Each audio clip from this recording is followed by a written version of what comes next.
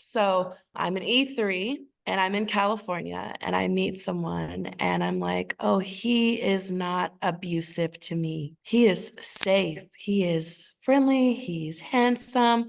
And that's my husband, you know? So we got married because it made sense at the time. It made sense. I did, the typical military marriage. We knew each other for 3 months and got married. If I could do it all over again, I definitely would have taken the time to get to know my husband. I think that that is so important. Now I have been divorced since 2021 and I have not dabbled situationships, stuff like that, but like an actual real relationship where we're both working toward marriage, I have not found that yet. But I think that that's important to not rush that situation because I'm not saying it was a mistake because I have my children out of it, but I don't want to make that same decision because it caused a lot of heartache.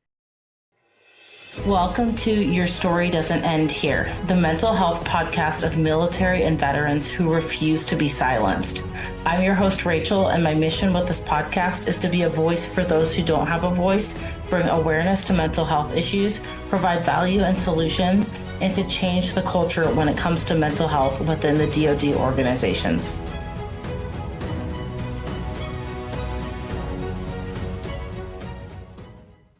Hey everyone, thank you so much for coming back for another episode of Your Story Doesn't End Here. Today I have my friend Sarah, and we have been trying to record for so long. So I'm super, super excited to have you here. And, we're just going to keep this a raw, unfiltered conversation. Sarah and I served in the Navy together at Whidbey Island, and we lived squadron life together. We went on debt together and then also experienced limb together. So what a thing. But thank you so much for being here today. Thank you for having me. I'm so excited. I'm nervous. I'm not going to lie. Yeah, it's, a lot of people are, but even I, like when I get on other people's podcasts, I am super nervous and feel like I'm stumbling over my words, but such is the world of podcasting, I guess. So I'm just going to act like we're talking like we were before you hit record. Before I hit the record button. Yeah, it's all good. It's all good. So one question that I do ask all my guests, though, just to kind of lay some groundwork for our conversation, is if you could use one word or a few words to describe how you're feeling today, how would you describe it? The first the first word that came to mind was exuberant. Exuberant. Why exuberant? I'm so extra. I know. Oh no, it just feels fancy. I don't know. Yeah, I like that. There's a lot going on right now with me and life in general. So I just feel like the world is my oyster, basically. I like that. So yeah, feeling extra fancy today. That's awesome. I love it. So tell the people about you and who you are and where you come from. Give us the synopsis. The short version or the long version. Okay. So originally I'm from North Carolina, joined the military at 23 and I got out in 2022. After that, I did preschool teaching a little bit, bartender slightly, and then now I am down in California exploring all the wonders of the world down here. And it's been amazing. A lot of changes. They were really, really difficult, really difficult. But I feel like I've learned that being uncomfortable and being in an uncomfortable situation is a good thing. A lot of times you have to go through uncomfortable situations to get to where you want to be in life. And I'm not where I want to be, but I feel uncomfortable still. And I think that you're on the right track, Yeah, it is a good thing. I think the people that can push through discomfort and come out on the other side are the ones that see the most success and happiness, their version of success and happiness in their lives. And so I know you've been through quite a bit, especially from what I know from the little bit that we even served in the Navy together. And so you gave kind of the general overview, but I'd like to get into more specifics about things. And so I don't know where you want to go with that. I'm going to let you take the reins on this one. But when we talk about the journey of mental health in the military, and I know you were a single parent for a lot of your time in the military, so I'm sure that's relatable to a lot of people who are listening into this podcast. I meet single parents who are active duty all the time who talk about just how incredibly difficult that is. But I remember, the challenges that you went through when we were on debt, and the challenges that you went through. I mean, not even just as a parent, but the command climate and all these things. And so there's like a million different ways we could go with this conversation today.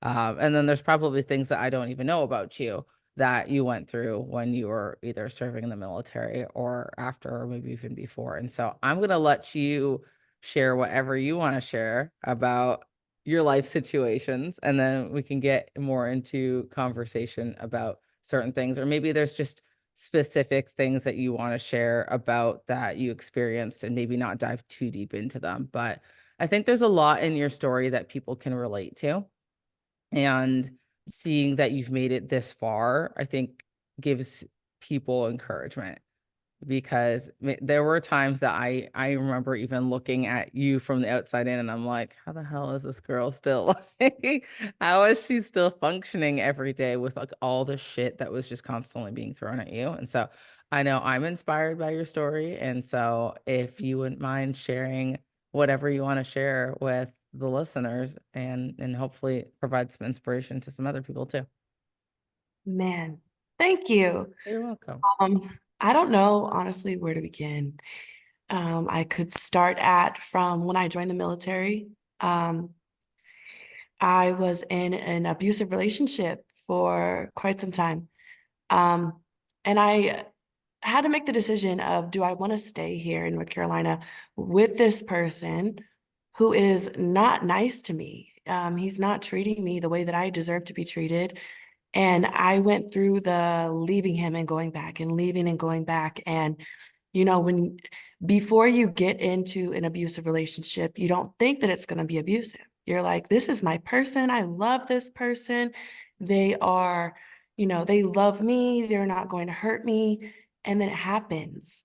And you're like, I know I used to always say before, I was like, I'll never allow someone to hurt me. I'll never be in an abusive relationship because, I'm too strong of a person to be with, someone who hurts me like that. But I was, and I kept going back, and I realized that not what a relationship should consist of.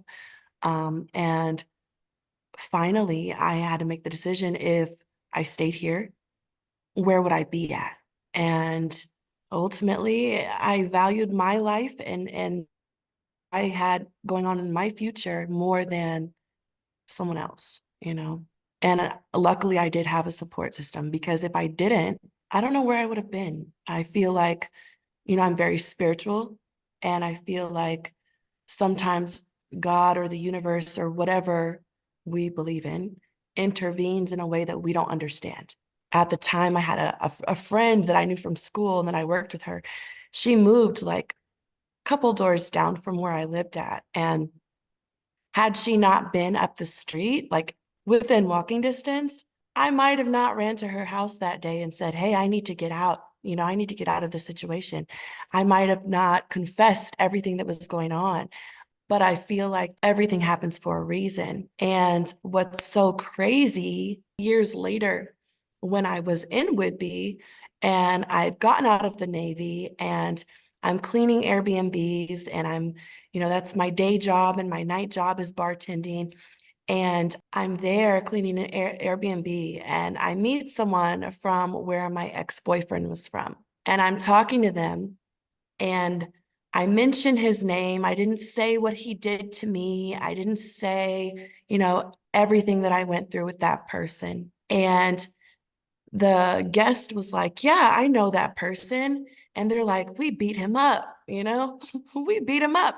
And I'm like, I always regretted not pressing charges against that person and not going through, like, I had filed a police report. I didn't show up because I I didn't want him to go to jail. I didn't want things to happen, you know. So I always carried that regret with me a little bit. And it's crazy that years later, I was in the military for almost 8 years. And so years later, the universe brought someone to me that knew him and reminded me, hey, you know, you don't have to worry about working it out because everything is going to work out regardless.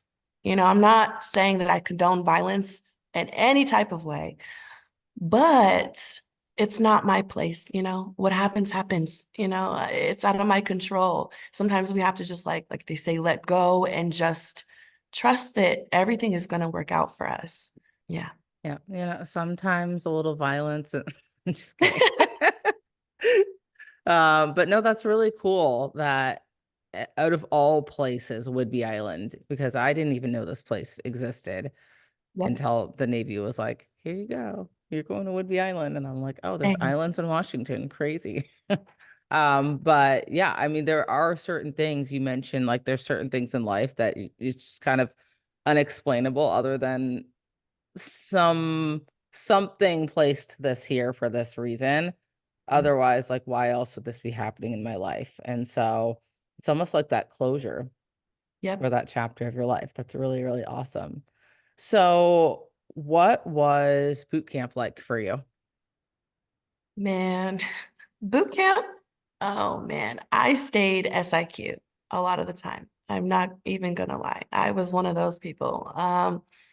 I felt like it was kind of, I struggled. Everyone struggles, but I feel like it was kind of easy. Like once you get through boot camp, you're good, you know? So, um, it's not as hard as you think it might be. You get in there and you're like, man, I thought I was going to be like the Marine Corps, you know, like they're spitting in my face and like making me go outside in the mud. Like, no, it was not like that. It was not, Too not at all. easy. Yeah. I shouldn't say too easy because there are people that struggled with it. But like when I'm eating snickerdoodle cookies for lunch and Yeah. dinner, and it's just funny because I think a lot of people I talk to that went to Navy boot camp have the same consensus of, and I guess I've talked to some guys that were in like all male divisions that had a different experience. So I still think there's a huge like gender gap there in the way that they treat females in the military. I think Yep. that people are scared to go hard on us.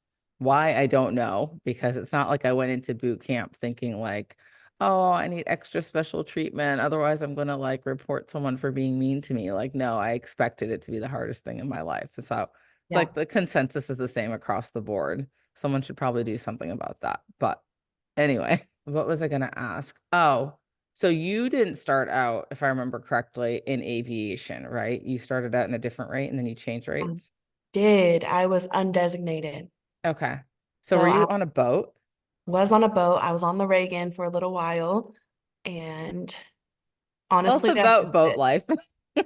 I miss the boat. I Really? really actually do miss the boat. If I could go back on the boat as a civilian, I would. I feel like it's because it sucks. It sucks, but we're all in the suck together. And it's just like, I remember a couple times I would just be so happy and bubbly and like, good morning, you know, like how's everyone going? Because we have nowhere to go. We're stuck there and we're all trapped and everyone hates each other. And I remember I got to the boat and I don't even know if we were underway, but a third class, she she took the toilet brush and she threw it at me and she said, it's your turn to clean the toilets. And I was like, okay, got it. You know, I cleaned that toilet so good, cleaned it so good every day. I was in there with my music on, dancing, you know, during Spirit, they have Spirit of 76. So we would just clean in the morning. And I didn't even know what type of stuff I should be using to clean the toilet, but I got that toilet clean. Um, and it was a good time. It was a good time. Great memories with people who, you know, later they came out and they apologized, you know, I was really terrible to you. As I'm they like, should have.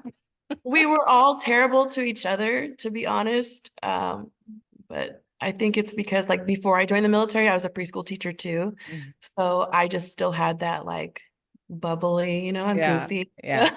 But I think reflecting back on my service, I think that had I had a different attitude about a lot of different situations, I think that maybe the outcome isn't the right word because I don't know so much that the outcome would have changed. I mean, it probably would have, honestly, but I think I would have just enjoyed my time more. I think I spent so much time miserable because that was just what the culture perpetuated. Like everyone is miserable. Like everyone is drinking constantly, at least on Mhm. the debt, the type of debts that we went on together. Everyone's unhappy. Everyone's miserable. Everyone's complaining about, per diem amounts. Everyone's complaining about the same stuff. And so it just felt like that was the culture. And I felt like had I been that person that approached situations with like, I'm happy no matter what everyone else is doing around me, then I probably would have just, I don't know, not been as depressed when I was on debt all the time. But um, that is literally like the culture of the entire Navy. So to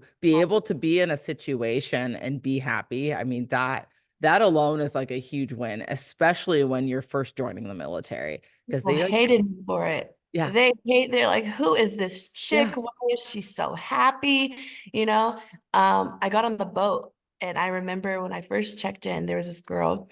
I'm not going to say any names, but there was this girl and she was just, like you said, very miserable. Like, oh God, like, oh my gosh. Like, but I feel like a lot of people join the military straight out of high school. yeah, Well, they don't know.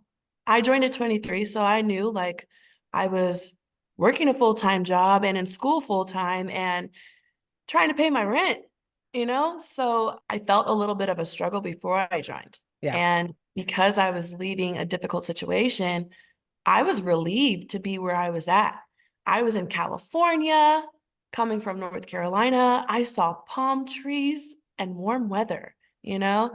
So I was very grateful to be where I was at. But other yeah, people coming straight out of high school, and I'm not saying that everyone, every other people's story is less than mine. I'm not saying that. I'm saying that we all have our own stories. yeah, And I that when you go through different experiences, you're able to look at it a different way. yeah, yeah. I think that, like you said, looking back on your story, you're like, hey, if I had a different approach, then I maybe would have really enjoyed the military. But now and it's part of your story and your growth, and you can apply that to, your life and what you teach your daughter. Yeah. Yeah. I mean, it's like they say we can't really fully enjoy the good unless we've been through the bad. And so, what I can appreciate about the people in the military who were miserable is that I hope that at some point in their life they look back and say, like, holy crap, like I was not my best self then. Let me be better now because Mhm. I didn't know what I didn't know back then. But can we just talk about for a second, like how people get upset with someone who is happy because that's very much a thing. Like if someone comes in, this was the thing at the squadron we were at together. And if someone came in and they were happy, it's like people go out of their way to try to make sure that that person is just as miserable as everyone else because how dare you come to work and be happy? Like, why is that a thing? It's wild. Misery loves company. Yeah. And I find myself doing that sometimes too. Like, Yeah, I think we don't want to feel alone. This is my thoughts on it. I think that we want to feel validated.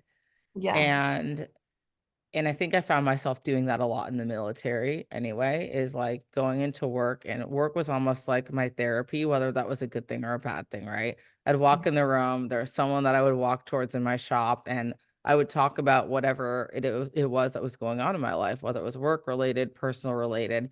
And I just wanted that validation of someone to either relate to me or be miserable with me or something because it's like when you're offloading something to someone and they just kind of look at you and smile and they're like, "Oh, my life's great." Like it just kind of makes you feel more like shit, right? So I think at the end of the day, it's just that people wanting that mass validation, which goes way, way, way deeper than just go to work and be happy. Look, we're Yeah, starting a new topic and I love it. I yeah, absolutely love it. I feel like human connection is what people crave. And I feel like you said, feeling validated means a lot. Yeah, just that human connection, like dating, man, Yeah. trying to date someone. I've noticed myself, I hate trying to date. Dating is horrible because I meet these people and it's the same conversations and it's like no real deep connection. And I feel like humans in general, whether it's at work or, dating, friendships, whatever, we crave that connection. And sometimes it can be a toxic connection of Yeah. we're both miserable. Oh man, I hate this job, but that's where we connect. And I think that in the military, that's something that comes up very often because you have so many different people from different backgrounds all the time. And so, where can we connect? Because we don't listen to the same music, we don't come from the same culture. This job is horrible. I hate this job. Yeah, me Yeah. too. Yeah. Yeah. Yeah. That's such a good way of putting it. And it's crazy. We never really get taught how to properly communicate or cultivate relationships. All we do is we just look at our life experiences and, oh, well, this is how my mom and my dad created relationships. And, oh, this is how my friends at school created relationships. So this must be how we do it. And not a lot of people, I think, in the military specifically, come from these really, really like super happy situation lifestyle. Like you look at the people that are in the military, and I say this all the time. I have this theory that a lot of people in the military are broken in some way.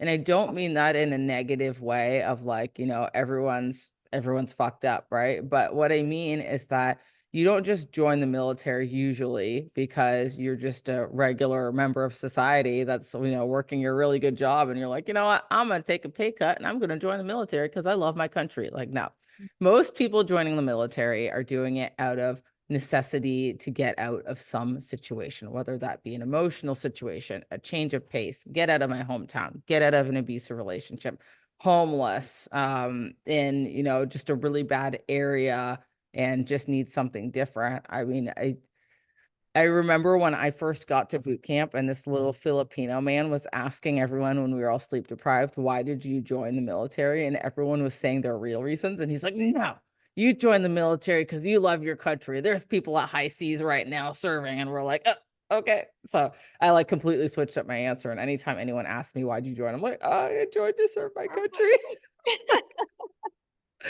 But, most people don't join. I mean, I knew people that were like, yeah, I joined so I could get 4 years of college. Mhm. I'm doing my 4 years and I'm getting out and I'm going to school. I have a whole plan. But like, how many people did you meet that were like, oh, I just, I had a really good life. Life was great. And I just joined the military because I love the military. There's a few, but they usually have like the Joe Navy families. And it's just doing what mommy and daddy and everyone before them did, you know?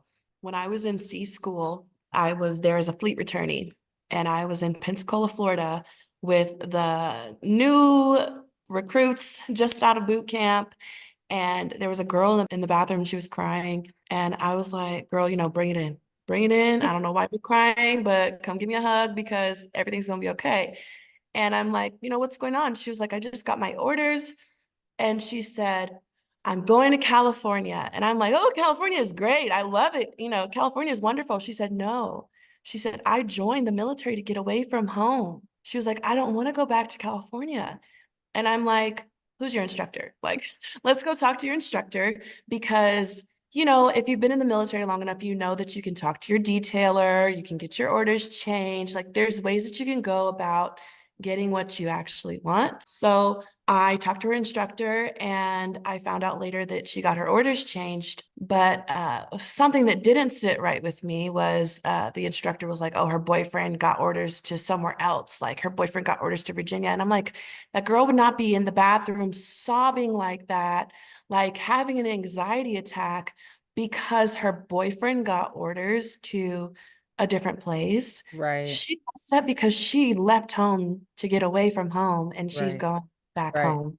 Right. So, And you never know. I mean, maybe she left an abusive situation. Maybe she left really toxic people, or maybe for some people I would even go as far as to say they feel that their life might be in danger in certain areas. But it is very common, I think, for people, especially if they come from like Virginia or California, like a major military hub, to end right back up where they Right. came from, unfortunately, because yeah, most people do join the military to see the world to some extent, and not everyone gets that experience, unfortunately. Some people are, oh, you came from Norfolk, Virginia? Here you go. We're going to send you right back there. Yeah. So, Yeah. did you go on any deployments when you were on the boat? I did not. I wanted to.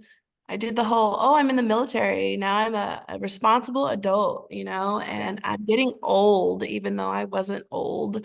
I'm like, I'm getting old. I want to have a family and get married and have kids and, that beautiful life that everyone dreams of, right? And so I'm like, now I have a job that I can financially support my children, right? That's what I thought. Even though the military does not pay what the civilians think that the military gets, they do not get that, Yeah. especially as an E3. Yep. Okay. So I'm an E3 and I'm in California and I meet someone and I'm like, oh, he is not abusive to me. He is safe. He is friendly. He's handsome. And that's my husband. So we got married because it made sense at the time. It made sense. I did, the typical military marriage. We knew each other for 3 months, 3 months, 3 months, and got married. If I could do it all over again, I definitely would have taken the time to get to know my husband. I think that that is so important. So important.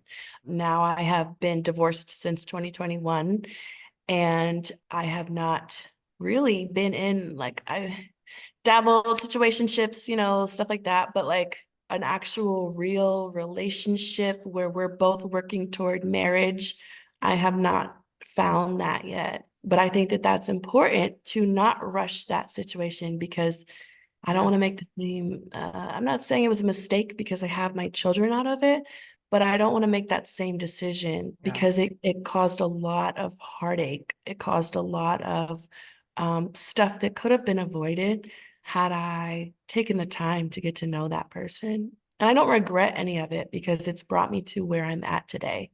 But I would have definitely taken the time if I could do it all over again. Yeah. Yeah. I think that the the way that the military lifestyle is set up, it makes it really hard for people who are in relationships where, you're kind of feeling that like, oh, I want to live with this person. I don't want to do long distance. Well, either I live in the barracks now and I move out of the barracks and then I have like E3 pay and I somehow struggle to pay rent in town with this person, and we just continue to date and hope that it works out, or we just get married and I get the BH and it's easier to live in town. And that's one of the reasons why my husband and I got married as fast as we did. And we knew each other before I joined the military, but we had broken up for some time. And then when we got back together, it was like almost this like bam, bam, bam, like we decided to get married right away. And a lot of that was because it was like, you're here, I'm here. If we're gonna live together, we need this extra income. And it Yeah. sounds shitty. Like it sounds really shitty. I'm still married to my husband, but if I would go back, I would have waited to get married Mhm. instead of jumping right into it out of what I felt was a need for, almost a survival thing of like, I can't be out here on E3 pay No. and be paying rent. And, he's moving from a different state. And then now it's a stress and it's a struggle Mhm. of finding a job and this and that. And I get it. Some people will say, oh, you could just do long distance. But I think when we think back to like the loneliness that exists in the military too, and then having someone that does feel like your safe space, that you can go home to some kind of what feels like normalcy, someone that, if it's a civilian, which my husband was not in the military with me, it's like it's some kind of normalcy that's not the military. And so I don't know if that's relatable to you at all, but Absolutely. yeah. My ex-husband was not in the military either. So it was like I can be myself. I thought I could, be myself. But looking back at it, I feel like I wasn't even fully myself with Yeah. my husband. I feel like he didn't have the opportunity to get to know me because a lot of stuff came up and he's like, why are you acting a certain way? And I'm like, this is me, but it didn't come out the 3 months that we were dating, came out later on in our marriage. And same thing with him. Like, you live and you learn. Yeah, I think a lot. I remember in the beginning of the military, everyone always made fun of the people that like you get with someone and then you start dating and then you get married really fast. But I'm like, the military kind of creates that. And, it goes a lot deeper than that too, because you have boyfriends and girlfriends that have kids together, but they're not married and they can't really get the BAH, to be able to support or get co-located. I mean, there's so many different scenarios here where, marriage isn't what it used to be. It's changed a lot the way that culturally in America marriage is viewed. It used to be like this is the gold standard. Like you hit a certain point, you get married, you have your kids, you have your white Exactly. picket fence, this is life. Well, now we're not really seeing that in the world. Now we're seeing a lot of people that decide to just cohabitate, maybe start a family together, but not go into a marriage contract because I mean, Mhm. technically what it is, it's a contract. That we're just seeing different things in the world. And I don't think that the military is really caught up to that yet, but we could talk about that for hours because that's a whole different topic. But so you decided to get married and then have your kiddos, and then you changed rates. So all these different changes in your life at one time. And then I remember when you got to Whidbey, it was like bam, bam, bam. Like you didn't really have time to like breathe. No, not at all. So, Yeah. so you asked me if I went on deployment on the boat, and that's how we got on that subject. Yeah. So, boom, got married. Found out I was pregnant because, we're married now. We don't have to use protection. Like, we both want a family. Like, that's the end game goal. So, boom, I got pregnant after I got married. Kind of like you were saying, like that's the story of most Yeah. people in America. Like, oh, you get married, you Yep. get pregnant, you all of that stuff. So that's what I did. And so I got pulled off the boat and then I went to a squadron, HSM 41, Hilo Squadron in San Diego. And I was there for a little while. And then my marriage, we were going through some stuff, and I was juggling with the idea of divorce during that time. Then I moved to Jacksonville, Florida after my son was a year. And I was still juggling with the idea of divorce during that time. And I got pregnant with my daughter, which again, all blessings. I would not change it at all. But that our marriage was still rocky and we were trying to sort everything out. And I feel like, again, I would not change the divorce. I would not change getting a divorce because I feel like it rocketed both of us into where we are today. And that change needed to happen, whatever that looked like. And for us, that was getting a divorce. And parenting while divorced is very, very, very difficult. Very difficult. We haven't mastered it. We have not, but it's a work in progress. I feel like it's always going to be a work in progress as the kids get older, even as they're adults, understanding things from a different perspective. And yeah, man, And who knows, you might not fully get to that point of understanding until they are adults. I mean, sometimes these things take time. My parents got divorced when I was like 17. And I think even now I'm 31 and I'm still asking questions about like things from the past, like what right. happened, because I can understand it from more like clarity now. Cause I'm not, I mean, at 17, I was still a child. I didn't think I was, but I was still a child. So, some of those things are just never ending journeys, and just a lot of forgiveness Mhm. and understanding that we don't know what we don't know. Our life, I think for me, understanding like where my mom came from and what her life was like before I even was thought of in the world. Oh, well, that makes a lot of sense because this is all you knew. because this is how things were with your mom, and this is how her mom treated her. And then I would even be curious to know, like, back generations. It's actually really cool if, I don't know if cool is the right word, but if you look back at just the generations, if you can, figure out that far, because, obviously people are dead now and some stories just, we're not going to know them. But just looking at like the ancestral history of what came before us and Mhm. how that influenced who we are and the decisions that we make.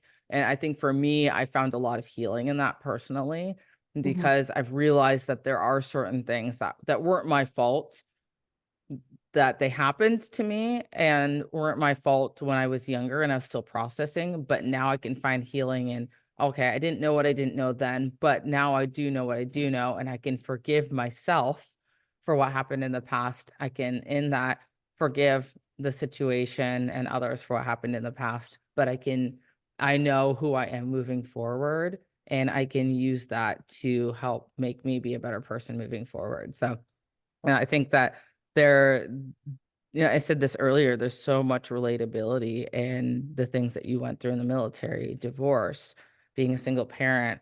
I remember you just trying to juggle, like, being a parent to multiple kids and limdo even, which separate thing.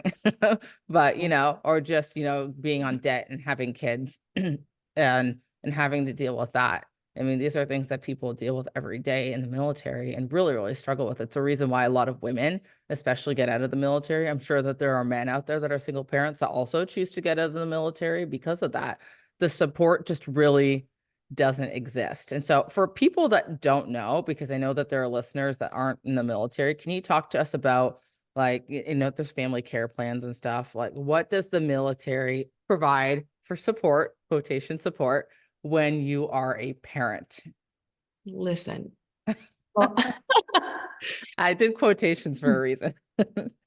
I cannot specifically say because I know I didn't utilize all of the stuff available to me. Um, Fleet and Family, Fleet and Family. They always say Fleet and Family is there for you. Go to Fleet and Family. And I did utilize Fleet and Family for therapy sessions and stuff like that, counseling sessions, but that was about it. It's kind of like when I was on debt, you saw it too. Like I'm out there missing my family, terrified because that was the first time I actually left my children for an extensive amount of time.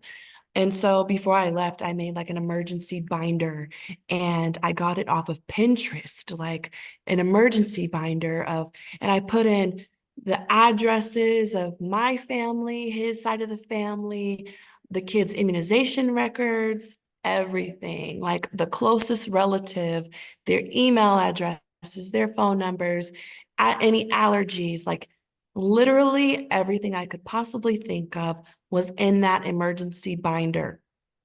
Um, Terrified, but I left my kids and experienced that. And I have a lot of empathy for people who are still doing it every single day, or going on these deployments and coming back and their kid has grown, or lost a tooth, or, you're missing holidays and birthdays and stuff like that. It's hard. That's one reason. That's the main reason I got out of the military is because I didn't want to continue missing out on their life um, in the way that I was. I wanted to feel like I could be there for my kids if I needed to be there for my kids. And like my situation currently, my children, we share custody between California and Washington. And that has been a struggle over the past year. But at least I'm in the United States and not overseas. And if I need to take a flight, I can quickly take a flight. So it's all families look different and it's what you make of it and how you navigate it with your co-parent. You worded that very well. And I think you touched a little bit on mental health support, and something that I wanted to bring up that I found, I guess, as a bottleneck when I was active duty is the mental health support when we were out on debt. I felt was very lacking Mhm. personally. I remember that I think it was the one that we were on in Bahrain that I hadn't refilled my Zoloft before I went out there. And I was like, oh, you know, I don't need Zoloft. I can just go without it. And I went like 2 weeks, and it was probably like the worst that I had, not probably not the worst I'd ever been. Mhm. But I was pretty low. And when I had mentioned how I was feeling and they brought me to the medical clinic, really all they did was just had me fill out the paperwork and then refilled my antidepressant and then sent me on my way. Like there's just I mean, you can say like Fleet and Family, you can say whatever is there for you, but I can remember even when I went to the McPon with that petition, they were like, oh, well, you know, sometimes there's just different avenues. Like when you're in Isa, Bahrain, you just got to go up to Manama. I'm like, okay, but then I have to have someone drive me up to Manama. And now I have to essentially share with someone else that I'm going through something with my mental health. And maybe I don't trust that person enough to share it with them. And so there's all these little like things that exist in the military that I think are these barriers that make it just a little bit harder and a little bit harder when there's so many different things. I mean, I can't say BetterHelp is a great option because I tried that and I wasn't a fan, but there are all these other like virtual options. And then there are, you know, there's things that either other countries are doing or other places in the US are doing just to try to make mental health better, to try to make being a working parent better, that I think the military just isn't exploring, or maybe they are exploring and they just haven't implemented. I don't know, but I just think it's very archaic still, the way that things are ran. I feel like the mental health system in general, because I've been out since 2022, I was going to therapy, I was on medication. When I got out, I stopped going to therapy, I stopped my medication, and the support that I did have, even though it wasn't to the level that I wish I had it, was gone. Yeah. Whatever support system I had in place, gone. And all of my family, for the most part, I have an uncle that was in Seattle, but for the most part, my family was in North Carolina. So the friends, the couple of friends that I had that were, living their own lives, I didn't have any support. The moment I got out of the military, I felt like everyone turned their back on me. I had no support. And I feel like it's not anyone's fault, but I do think that the mental health system in general in the United States is not where it needs to be. Oh, yeah. I've been trying to, you know, go through my own insurance and get therapy sessions and do all of this stuff. And I'm like, I have to call all these numbers and get referrals and get this and get that. And it's been months now. And I'm like, why is this so difficult for me to get someone to just talk to? Yeah. It shouldn't be that hard. So, mental health in general, not just focused on the military, but I do feel like in the military, the representation is not there. Yeah. I feel like in the civilian world, you can go out and you can be like, oh, I don't really like this therapist. I'm going to go to a different therapist. In the military, you're giving like some old 70-year-old man who can't relate to you, doesn't know what's going on in your life, a different race, a different, upbringing, like from who knows where. And so you have to like tell this old man, oh man, I'm not having sex with my husband anymore. And, we're just not having a connection. And he's like, well, like, have you tried Viagra? I don't know. Like, it's Yeah. just I know. relatable. I feel like I know who you're talking about, but Golly. but yeah, you're right. It's a lot. Representation matters so much.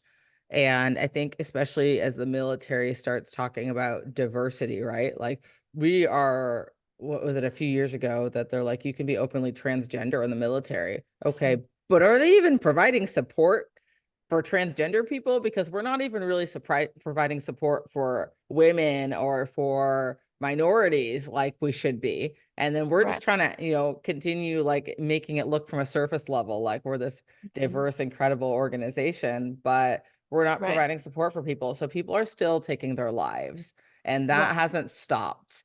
And it's weird to me that we keep just kind of like hush hush brushing it under the rug. Like, there's Right. aircraft carriers where 3 people are taking their lives in a week. That was the thing I Right. remember a few years ago, and it was just like a Military Times article, and then it just like flittered off into the wind. And I'm like, why why is the world not outraged about this stuff? Mhm. And I think a lot of it's because they just don't know that the support doesn't exist, that people still have this idea that the military has like the best of the best Mhm. healthcare and, everything. But you're right. I mean, on the VA side, just trying to get, because I have to go through community care because I live on an island and Right. I can't just go to the Seattle VA. Mhm. It's, trying to find someone. I mean, people are booked all the time. People stop taking clients. People move their offices to more populated places that make the most sense for their business because it is still a business at the end of the day. It makes it extremely difficult, and it's yeah, it is really a systemic thing across the entire United States, unfortunately.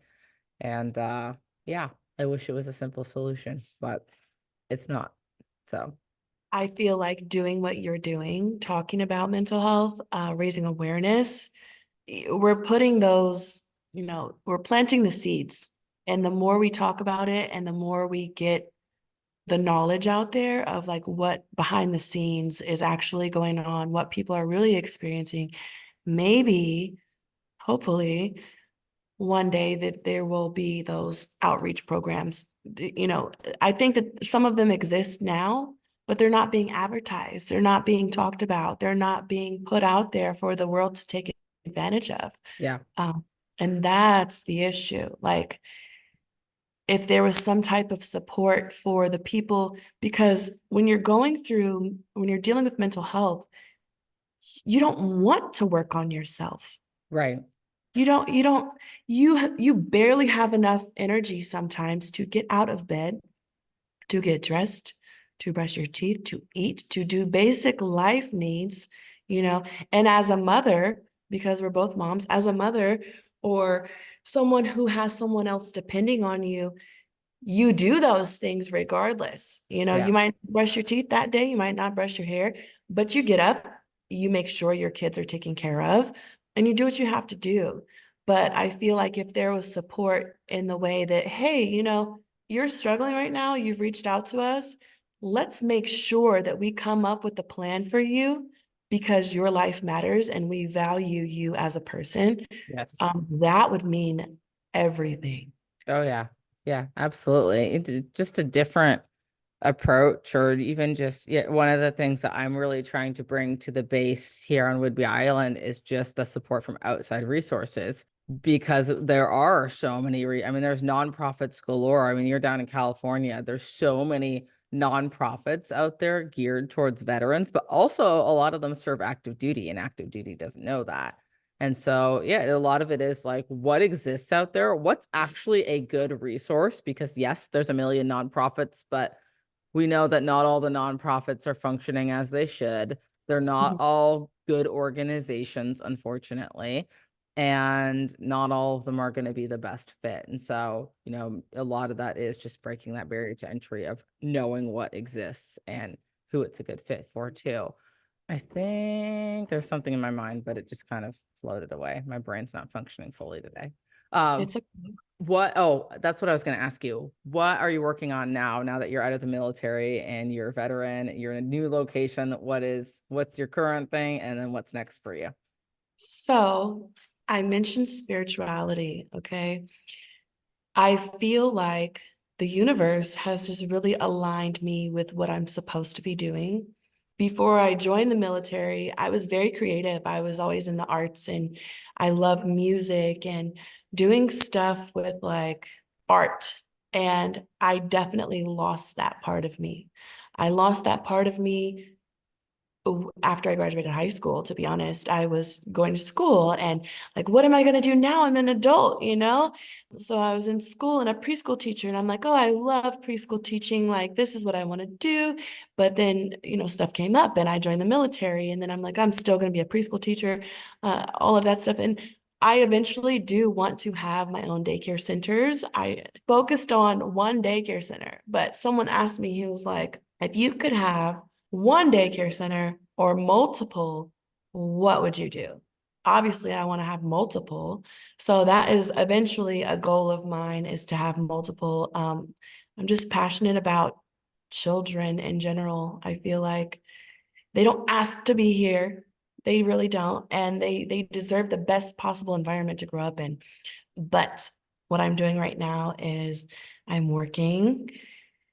And we'll get there. But I'm working full time. I'm in school full time, and I'm in school for audio video production. And that was an accident, to be honest. I was like, I want to go back to school, and the school near me doesn't offer psychology. I was going to school for psychology in Washington, and I'm like, but it does offer audio video production. And I was like, I've been wanting to do a podcast for a little while now. How can I do my podcast? And how can I do, school and go to work and juggle all these different things at one time? I might as well do a hobby and go to school and, learn about this. So I started going to school for that. And then while I was in school, I was learning about music. I've been learning about music, and that ignited the passion for music again, and the arts. And I'm down here in California, where music and art and theater is just so rich. And I'm like, I am exactly where I'm supposed to be. And it is amazing. So the concerts as much as possible, sneaking backstage whenever I get the opportunity, and just talking to artists. And um, so I just recently trademarked my own LLC, and everything is evolving. It'll come out eventually. I'm not quite to the stage that I'm like, here's what I'm doing. I'm releasing everything, but it's definitely in the works. I had no idea what an A&R was until recently. And I feel like I am a networker. I love to talk to people and I love promoting people. So I feel like that is what I'm supposed to be doing. What's an A&R? It's like a talent, kind of like you find the talent or whatever, like the musician, right? Mm-hmm. I have this musician and he's amazing. And you should work with this person Mm. because, just kind of like bridging the gaps Yeah, yeah. between artists. Like those companies that like connect like Yes. dancers with the musician Mm, that needs them for the music video or something. yep. That's So cool. like I've been meeting artists, and I know some artists, in Washington and just all around, honestly. And so I'm like, this would be perfect for me. And I'm like, a lot of people don't know how to, I guess, I don't know if they're scared or they don't know how to like branch out and be like, hey, pick me, or hey, I'd be perfect to open for your show tonight. Like, do you need someone to work? But I'm like, oh, I have nothing to lose. Might Yeah, as well, yeah, would you yeah, be interested? And yeah. and it actually has kind of worked out for me. I've had some pretty amazing experiences so far, and I'm really excited about sharing once it's evolving. That's It's so cool. I think yeah. one of the things that fills my cup so much is seeing the people, specifically the women that I served with in the military as veterans, like stepping into their power.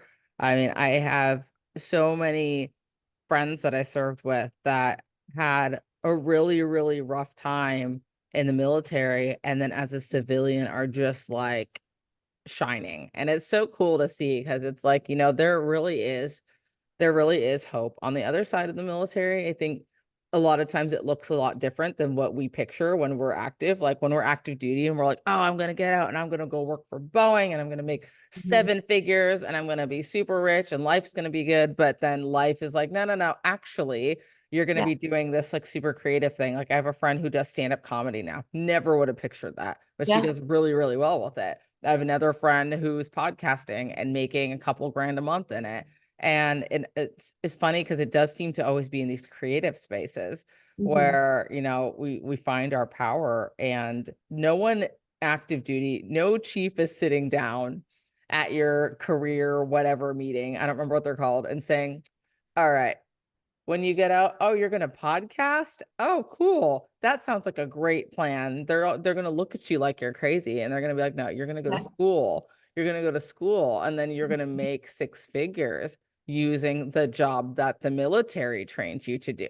Just, Absolutely. yeah, Honestly, like I don't even know if I'm going to finish school. I don't know. yeah, But what I do know is that it aligned me with what I am actually passionate about yeah, and what I feel like is my calling. And it is still scary. Like I said, being uncomfortable is it's very scary because you don't know if it's going to pay off. But I feel like, man, it's worth taking that risk sometimes. yeah, yeah. That's incredible. And the other thing you brought up that really resonated with me just now is you don't know if you're going to finish school, and that's okay. I didn't finish nursing school, but I loved the experience that I got in the little bit of time that I did it. I love the skills that I learned. I love the people that I met. And I think that truly there are times in life when you're just there for the experience, or you're just there for maybe that little pivot that you need in life. You're not there to actually get a degree and become an audio video engineer for a big company, but maybe you needed that pivot to do what you want to do. And Absolutely. we realistically don't know. Like we don't know where life's going to take us. We can try to control it the best we can, but if we just let go and do the things that we're doing in that moment and just focus on the outcome that we're looking for, then it's really beautiful where life takes us. So I really appreciate that you said that. I feel like, okay, multiple different things. I feel like we get taken away from a lot of things in our life and we get put in a situation where we're alone. And that's when we do a lot of self-reflection and diving deep into the uncomfortable parts of ourselves. And sometimes that looks like being really sad or depressed or working through that. And I've done a lot of therapy. I've done a lot of therapy. And one thing that, they mention is sitting in that. It's okay to feel sad. It's okay to feel that depression. It's okay to feel your feelings, but understanding where they come from is so important too. And something that I've also, like you touched base about divorce and stuff like that, learning your history.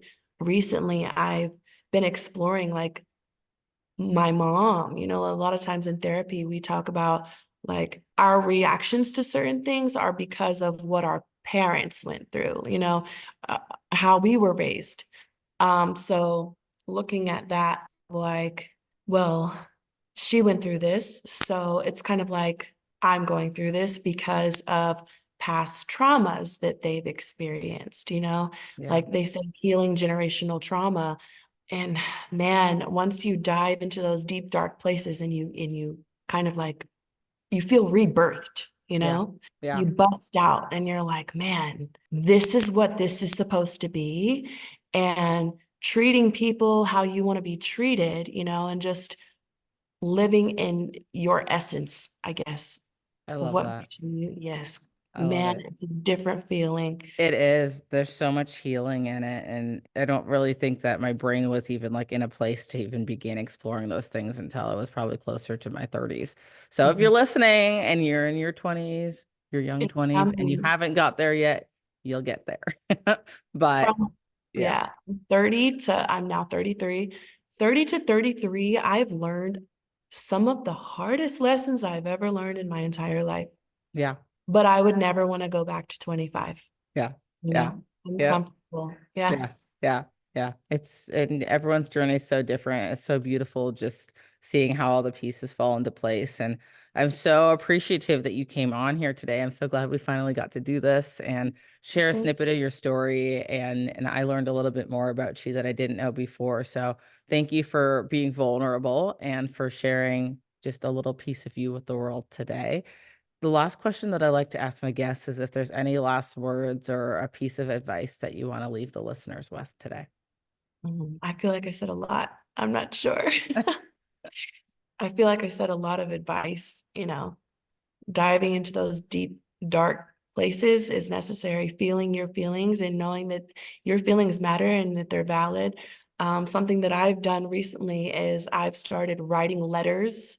I feel like writing letters helps me get my feelings on paper, and sometimes just letting it out is what I need, because if you expect a response, sometimes you create that anxious attachment and you're like, oh man, like I want someone to respond to me now, but we don't really need that. We just need to okay, this is what we're feeling. Our feelings matter and they're valid.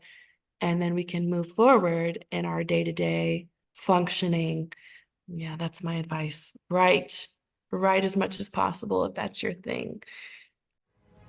Thank you for taking the time to listen in today. With your support, we are able to increase awareness of the mental health issues affecting service members and veterans today, with the goal of creating positive change.